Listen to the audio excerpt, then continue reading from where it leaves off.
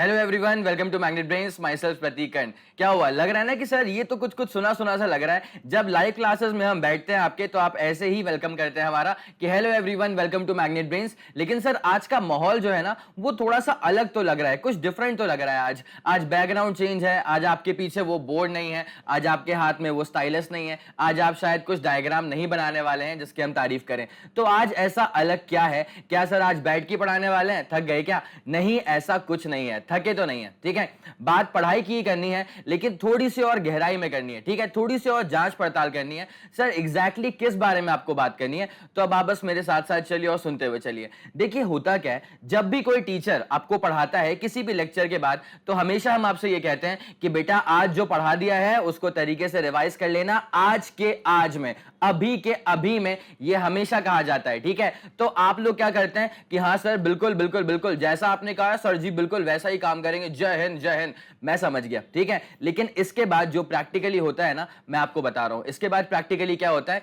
Phone रखने के बाद, मैं शुगर कोटिंग नहीं करूंगा, जो एग्जैक्टली होता है मैं आपको वही बता रहा हूं।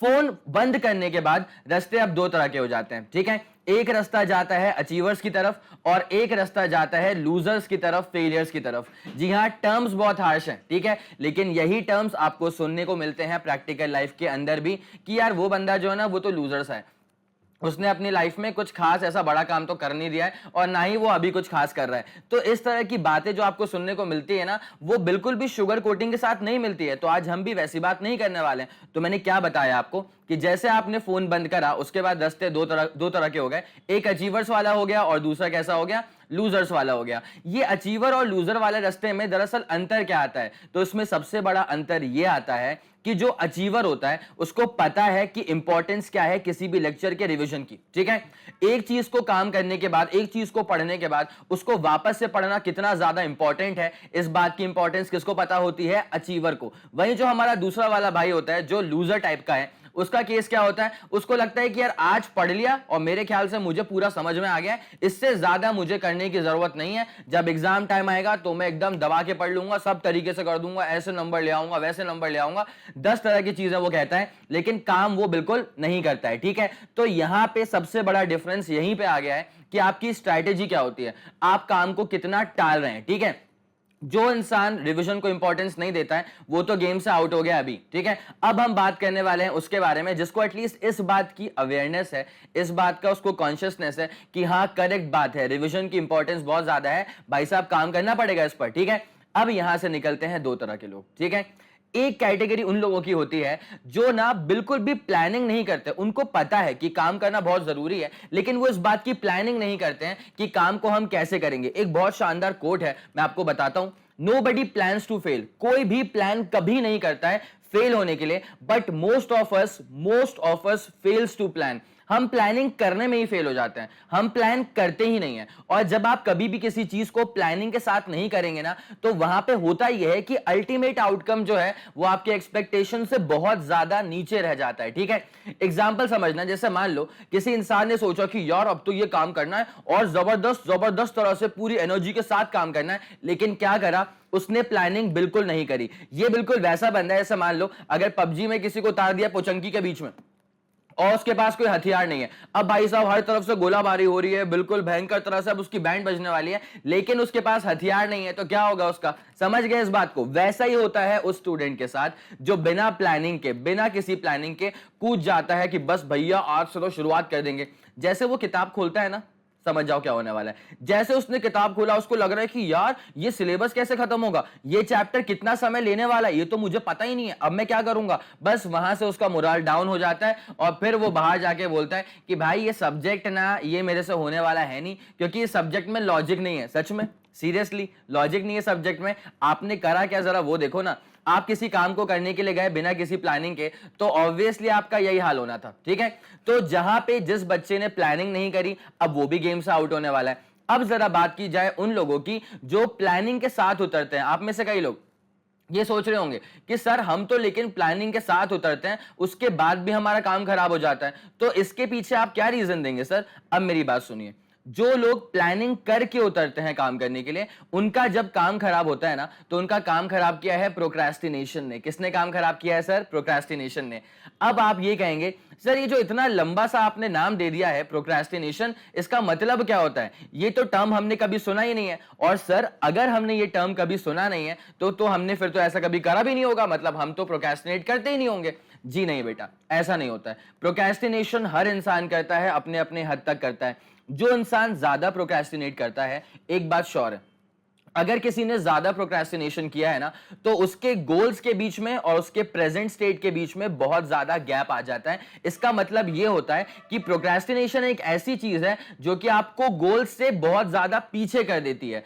तो सर ये जो आप टर्म बता रहे हैं प्रोक्रेस्टिनेशन, इसका एग्जैक्टली मतलब क्या होता है? प्रोक्रेस्टिनेशन का मतलब होता है चीजों को टालना, और इस कदर टालना, इस हद तक टालना कि जब तक डेडलाइन सर पे ना आ जाए ना, तब तक आप उस काम को करेंगे नहीं। और कुछ काम ऐसे होते हैं जहां पर डेडलाइंस नहीं होती हैं। जैसे मान लीजिए कोई अगर 9th क्लास का बच्चा है, अब अगर उसका एस्पिरेशन है कि उसको नीट करना है या जेई करना है, ठीक है, तो उसको लगता है कि 4 साल है भाई साहब, 4 साल बहुत लंबा समय होता है, 4 साल में तो हम कुछ ना कुछ कर ही लेंगे, ठीक है। बट क्या होगा? उसका हाल भी वैसा ही होगा कि जैसे किसी को पोचंकी में बीच में उतार दिया है, ठीक है। क्यों? उसने प्लानिंग नहीं कर रहा है, वो कोई प्लानिंग नहीं कर पा रहा है। वो क्यों? भाई साहब उसको लग रहा है कि उसके पास 4 साल हैं। तो ये डेडलाइन कोई ऐसी वर्चुअल डेडलाइन है ना, कि अगर आप इस डेडलाइन को मानते हुए चलेंगे तो आप कभी भी काम नहीं करने वाले।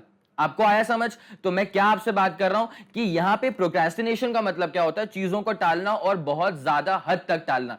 अगर आसान भाषा में बात करूं ना, तो प्रोक्रेस्टिनेशन को बड़ी सुंदर भाषा में ऐसे कहा जा सकता है, आज करे सो काल कर, काल करे सो परसों, बहुत लंबी जिंदगी है प्यारे, अब तो जीना है बरसों, ठीक है। तो यहां पे क्या हो गया है कि आपने अपने काम को टालना शुरू कर दिया कि अरे यार आज क्या करना है, अपने पास बहुत टाइम बचा हुआ है, कभी भी कर लेंगे, कल कर लेंगे, परसों कर लेंगे, उसके बाद कर लेंगे, कौन सी हमारी जान जा रही है, हम काम कभी ना कभी कर ही लेंगे। तो ये चीज क्या हो रही है कि आप लगातार चीजों को ना प्रोक्रेस्टिनेट कर रहे हैं। आपको मैं अगर बहुत ज्यादा रियल लाइफ एग्जांपल दूं, तो जैसे मान लीजिए कल आपका पीटीएम है, पेरेंट्स टीचर्स मीटिंग, ठीक है, बहुत ही शानदार दिवस होता है बच्चों के लिए। तो जैसे मान लीजिए कल आपका पीटीएम है, अब आप जा रहे हैं पीटीएम में, वहां पे क्या होना है आपको पता ही है कि आपने कैसी पढ़ाई करी थी। जब वहां से आप लौटोगे ना, तो आपके मन में होता है भर के गिल्ट। आपको लगता है कि यार मैंने क्या कर दिया, यार मैंने ढंग से पढ़ाई क्यों नहीं करी, अगर मैंने पढ़ लिया होता तो आज मुझे ये दिन नहीं देखना पड़ता। फिर आप जाते हैं घर पे, किसी से बात नहीं करते हैं, एकदम सीरियस सा मुंह बना करके बैठते हैं, ताकि घर वालों को भी तो लगे कि नहीं बच्चे को दिल पे बात लग गई है, ठीक है। तो आप बहुत सीरियस सा मुंह बना करके बैठते हैं घर पे।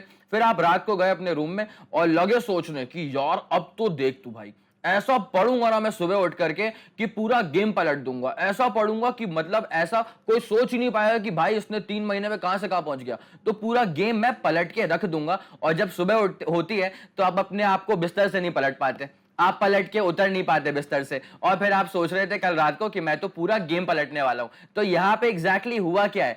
आपने जो सोचा, क्या आपने वो करा? नहीं करा। क्या करा आपने? आपने चीजों को टाल दिया, और इसी लगातार चीजों को टालने की हैबिट को कहा जाता है प्रोक्रेस्टिनेशन। कल रात को आप गेम पलटने वाले थे, आज सुबह आप बिस्तर से पलट के नीचे नहीं उतर पा रहे हैं। तो यहां पे क्या हो गया? इस पूरे प्रोसेस को कहा जाएगा प्रोक्रेस्टिनेशन। और ये प्रोक्रेस्टिनेशन ने करा क्या आपके साथ? आपके पूरे काम को टाल दिया। जो काम आपका 2 घंटे में हो सकता था, अब वो नहीं होने वाला। अब जिस सुप्रीम लेवल पे आप जाने की चाह रखते थे, अब आप नहीं जाने वाले। क्यों? क्योंकि बाकी कोई दूसरा बंदा है जो वहां बैठ के मेहनत कर रहा है, और यहां पर आप बैठ के बस चीजों को टाले जा रहे हैं, प्रोक्रेस्टिनेट करते हैं। ऐसा नहीं है कि आपके पास रिसोर्सेज नहीं है, ऐसा नहीं है कि आपके पास टाइम नहीं है, आपके पास सब कुछ है, लेकिन आपकी जो एक हैबिट है ना लगातार चीजों को टालने वाली, वो आपको पीछे धकेल देगी बहुत ज्यादा। यार कौन चाहता है मीडियोकर बनना? ठीक है, आप मुझे बताओ ना, कौन चाहता है मीडियोकर बनना? कोई भी किसी भी फील्ड में है तो वो यही चाहता है कि यार मैं इसमें अपना बेस्ट दे दूं, ठीक है। लेकिन होता क्या है, आप अपना बेस्ट दे नहीं पाते, तो आप उस लेवल तक पहुंच नहीं पाते। और जो इंसान अपना बेस्ट दे देता है, वो लिटरली आपसे बहुत आगे पहुंच जाता है, ठीक है। आगे भी फ्यूचर में भी ऐसा होगा, ठीक है। तो अभी आपकी जो स्टेट है, अभी आप जो भी कर रहे हैं, आप जिस किसी भी स्टेट पे अभी आप हैं, उसका पूरा जिम्मेदारी किसके ऊपर है? आपके ऊपर है। आपके ही ऐसे काम रहे होंगे कि आप प्रॉपर तरह से ध्यान नहीं दे पाए, आप प्रॉपर टाइम को मैनेज नहीं कर पाए, टाइम टालते गए, और अल्टीमेटली रिजल्ट क्या हुआ? It is a bit of failure, ठीक है। आप समझ रहे हैं इस बात को? ऑब्वियसली ये वर्ड्स हार्ड हैं, लेकिन आपको समझना पड़ेगा कि अगर आप अभी भी नहीं जगे ना, तो आपका काम तो आगे और भी खराब होने वाला है, ठीक है? तो इससे बचना पड़ेगा हमको। प्रोक्रेस्टिनेशन हमेशा हमेशा हमको पीछे कर देती है अपने गोल से, ठीक है? तो अभी हमने किसकी बात करी? हमने उस इंसान की बात करी जिसको पता है कि एग्जैक्टली उसे लाइफ में करना क्या है, बट उसका काम किसने खराब कर दिया? प्रोक्रेस्टिनेशन ने, ठीक है? अब आप सुबह उठे, रात को तो आपका प्लान था कि आप एकदम जबरदस्त पढ़ने वाले हैं, लेकिन सुबह क्या हुआ? पूरा प्लान छूमंतर हो गया। क्यों हुआ ऐसा? जस्ट बिकॉज आप लेट उठे, ठीक है? अब लेट क्यों उठे? अगेन आप प्रोक्रेस्टिनेशन। अलार्म बज रहा है, नहीं यार अभी बाद में कर लेंगे, 5 मिनट 10 मिनट, ये जो चीजों को लगातार टालने वाली चीज है ना, इसे ही कहा जाता है प्रोक्रेस्टिनेशन, और कुछ नहीं है, ठीक है? और ये कितना डेंजरस है आपके लिए, इस बात को आप समझ पा रहे हैं? पक्का? चलिए अब आपको मैं एक और बात बताता हूं कि प्रोक्रेस्टिनेशन का लिटरली जो डेंजरस एस्पेक्ट है वो क्या क्या होता है। सबसे पहला यहां पे मीडियोक्रिटी, ठीक है? अब ये सर मीडियोक्रिटी क्या होती है? प्रोक्रेस्टिनेशन से आती है मीडियोक्रिटी, किसी भी काम में बहुत मीडियम दर्जे का रह जाना, ठीक है? इसे कहा जाता है मीडियोक्रिटी। आप मुझे बताइए ना, कौन चाहता है मीडियोकर रहना? कोई नहीं चाहता, लेकिन लोग रह जाते हैं जस्ट बिकॉज वो चीजों को टालते रहते हैं, टालते रहते हैं, टालते रहते हैं, ठीक है? तो होगा ही ना यार, तुम पीछे छूटोगे ही ना। अगर कल को तुम्हारा सिलेक्शन कहीं पे नहीं हो रहा है, तो इसके पीछे का रीजन जो आपको अंदर से अंदर पता है वो क्या है? वो वही है कि आपने चीजों को टाला। आपके पास भी दिन में उतने ही घंटे थे जितने बाकियों के पास थे, लेकिन बाकियों ने कैसे रिवाइज करा? टॉपर्स ने कैसे रिवाइज करा? जो रैंक लेकर के आ गया उसने कैसे उस टाइम को यूटिलाइज करा? और आपका यूटिलाइजेशन की स्ट्रैटेजी क्या थी? ये तो आपको पता होती है। यह आया आपको समझ? तो पहली चीज तो यह है कि आपको मीडियोकर बना देती है प्रोक्रेस्टिनेट करने की हैबिट, ठीक है? मीडियोक्रिटी को लेकर के ना मैं आपको 3-4 टर्म्स बताने वाला हूं, ठीक है? HOPE, hard work, obsession, passion, extremity, ठीक है? कभी भी किसी भी फील्ड में, कोई सी भी आपकी फील्ड हो, अगर आपको वहां पे सक्सेस पानी है, तो एक बात तो आप डन कर लीजिए, आप कितने भी मोटिवेशनल वीडियोस देख लो, आपको सब में एक ही बात समझ में आएगी कि भाई कुछ भी करना, लेकिन सबसे पहले हार्ड वर्क करना। क्या करना? हार्ड वर्क करना। तो हार्ड वर्क, ऑब्सेशन, पैशन और एक्सट्रीमिटी पे करना। आप हार्डवर्क नहीं कर पाते। क्यों नहीं कर पाते? अगेन वही वाली हैबिट है, चीजों को टालने वाली। अरे हार्डवर्क करने के लिए सबसे पहले वर्क पे तो ध्यान दो। वर्क कैसे करोगे यार? तुम्हारा मन कर रहा है अभी करने का, उसके बाद तुम बोल रहे हो नहीं नहीं 5 मिनट के बाद करेंगे स्टार्ट। एक काम करता हूं, मैं बहुत थक गया हूं, 10 मिनट के बाद स्टार्ट करता हूं, फ्रेश कर लेता हूं माइंड, उसके बाद स्टार्ट करता हूं। हो गया फिर तो। आया समझ? तो आप हार्डवर्क नहीं कर पाते। क्यों नहीं कर पाते? जस्ट बिकॉज आपका दिमाग आपसे प्रोक्रेस्टिनेट करवाता है। ऑब्सेस्ड होने वाली बात है। ऑब्सेस कैसे होगा इंसान किसी भी चीज को लेकर के? जब उसको उसमें इंटरेस्ट आएगा। अगर आपको पढ़ना है तो आपको पढ़ने में इंटरेस्ट आना चाहिए। इंटरेस्ट तब डेवलप होगा जब आप कुछ समय देंगे उसको। अब ये समय जो शब्द आ गया ना, यही तो आपके पास नहीं है। क्या आप बहुत बिजी हैं? नहीं, आप बिजी नहीं है। समय आपके पास था, लेकिन आपने पूरा गंवा दिया।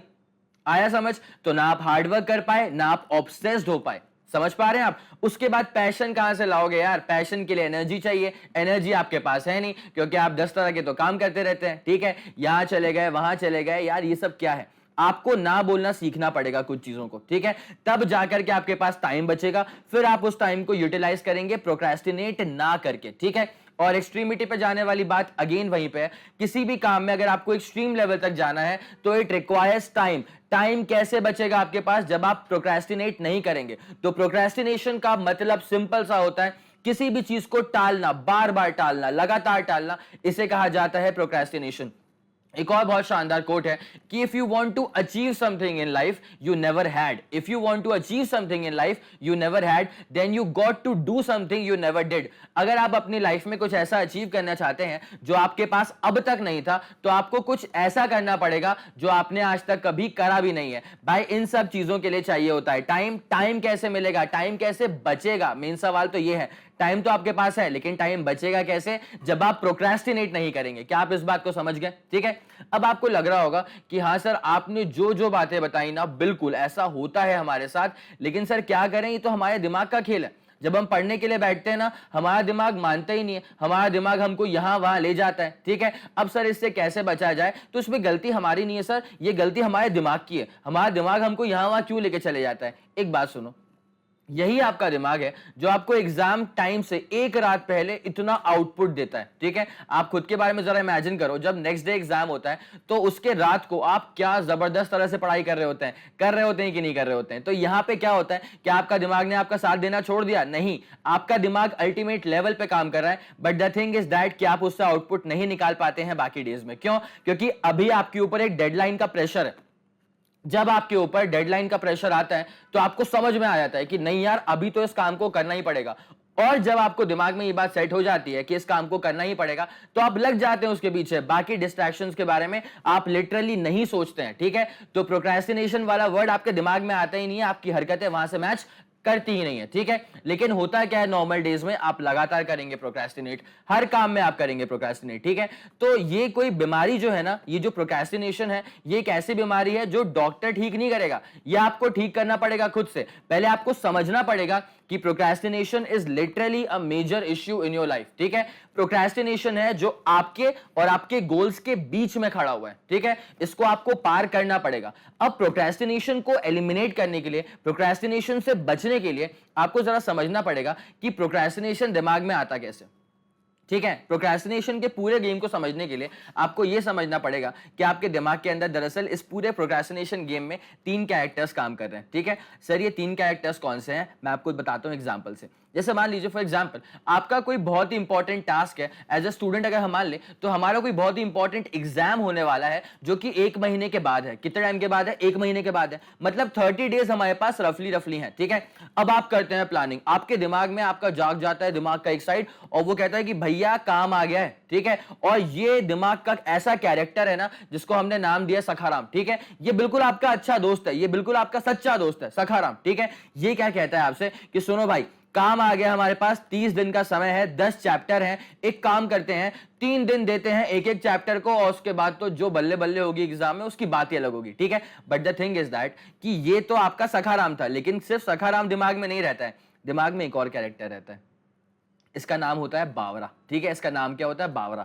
अब ये बावरा के फीचर्स क्या है पता है? ये जो बावरा है ना, ये दरअसल एकदम बावला आदमी है, ठीक है। इसको नहीं पड़ी कि भैया फ्यूचर में क्या होना है, इसको बस मजे करने हैं, इसको बस वही काम करना है जिससे पीस ऑफ माइंड मिलता है। क्या मिलता है? Peace of mind. अगर आपका दिमाग आपसे ये कह रहा है ना कि यार आज तो मैं थक गया हूं भाई, कल से स्टार्ट करते हैं, कल से स्टार्ट करते हैं, तो ये जो भविष्यवाणी हो रही है ना, ये बावरा के मुंह से हो रही है। कहां से हो रही है? बावरा के मुंह से। ये बावरा कह रहा है आपसे कि यार आज नहीं काम हो पाएगा। तो जैसे आपने प्लानिंग करी कि 3 दिन 1 चैप्टर, 10 चैप्टर, 30 दिन, काम खत्म, ठीक है। बावरा आपसे कहता है कि नहीं यार एक काम करते हैं ना, आज तो प्लानिंग कर ली, लेकिन यार इस पे काम करना अपन शुरू करते हैं कल से, क्योंकि यार प्लानिंग करके ना बहुत थक गया हूं मैं आज, ठीक है। तो अगर प्लानिंग करके मैं थक गया हूं तो थके मैं क्या काम करूंगा, तो इससे बेटर है कि रिलैक्स करते हैं आज, ठीक है। आज का दिन तो अपने पास है ना, क्या आज सारा काम शुरू कर दोगे मेरे भाई? तो आज का दिन अपने पास है, आज आराम से रिलैक्स करते हैं, बाहर जाते हैं, चिलैक्स करते हैं, फिर आएंगे, सोएंगे, उसके बाद कल से हम जो पढ़ना शुरू करेंगे उसकी बात ही अलग होगी, ठीक है।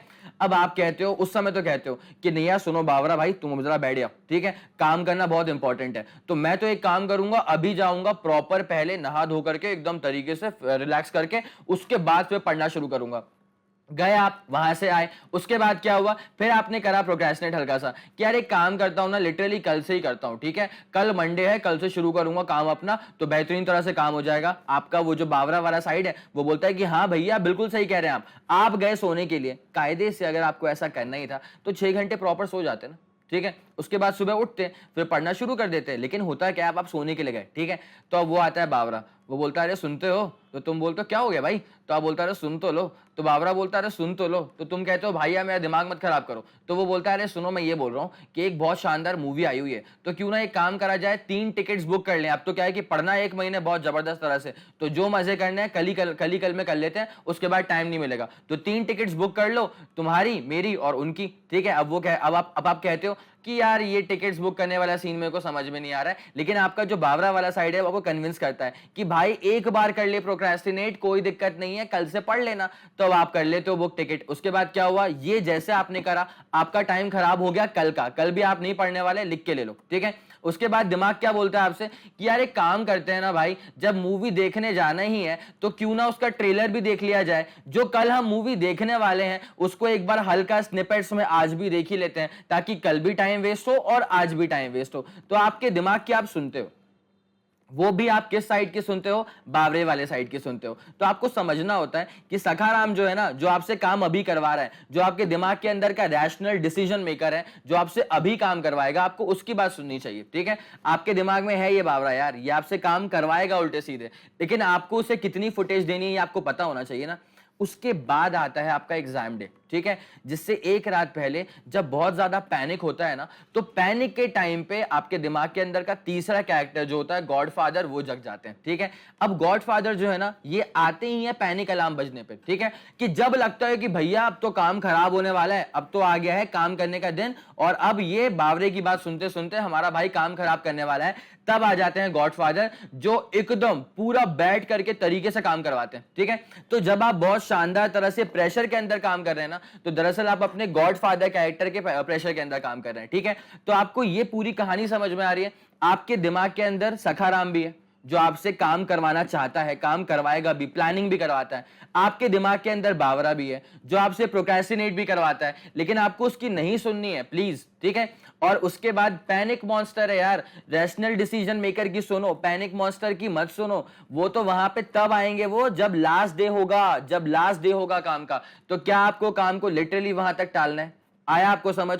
तो प्रोक्रेस्टिनेशन जो है ना, वो आपके और आपके गोल्स के बीच में बहुत बड़ा बैरियर बन के बैठा होता है, ठीक है। अब ये सारी बातें सुनने के बाद भी कई लोग क्या करते हैं कि हाँ सर ने जो बताया वो बिल्कुल सही बताया, प्रोक्रेस्टिनेट नहीं करना है, ये हमारा दुश्मन है, वगैरह वगैरह। But the thing is that, होता क्या है ना, कई लोग वीडियो खत्म करने के बाद सोचेंगे भाई मोटिवेट तो बहुत हो गए, लेकिन अब जो काम करना शुरू करेंगे ना, वो कल से शुरू करेंगे। लो, हो गया वापस से। आया आपको समझ? तो प्रोक्रेस्टिनेशन से आपको हमेशा बचना है, और इसके अंदर के जो की फैक्टर्स होते हैं उसको आपने समझ लिया। आपका दिमाग आपको लेकर के जाएगा यहां वहां, ठीक है, उसको आप नहीं रोक पाओगे, ठीक है, लेकिन आपको समझना है। जैसे अगर कोई छोटा बच्चा आपसे बोल दे कि भैया चलें खेलें क्रिकेट, तो आप क्या बोलते हो उसको कि बेटा एक काम करते हैं, 1 घंटे बाद खेलते हैं, ठीक है। आप उसको बहलाते हो ना, फुसलाते हो ना। तो आपके दिमाग के अंदर जो ये बावरा वाला कैरेक्टर है, आपको उसके साथ भी यही करना है, ठीक है। आपको वो जो कह रहा है ना, उसको प्रोक्रेस्टिनेट कर दो, ठीक है, कि क्या मूवी चलना है, अरे कल चल देंगे, परसों चल देंगे, नरसों चल देंगे, ठीक है। उस चीज को आप करिए प्रोक्रेस्टिनेट, ठीक है। तो प्रोक्रेस्टिनेशन को पूरा आप समझ जाइए, और ये आपके और आपके गोल्स के बीच का बैरियर है, आपको उसको तोड़ना है और आपको इससे आगे बढ़ना है। इसको as a major issue treat करिए, ठीक है। उसके बाद फिर आपके आपके गोल्स के बीच का बैरियर हट जाएगा, आपका काम सही हो जाएगा, ठीक है। तो मेरे ख्याल से आपको ये पूरी बात समझ में आ गई होगी। आपका बस ये बनता है कि तरीके से इस चीज को फॉलो करिए और इसको as a major issue literally treat करना शुरू करिए। चलिए ठीक है, okay, thank you so much.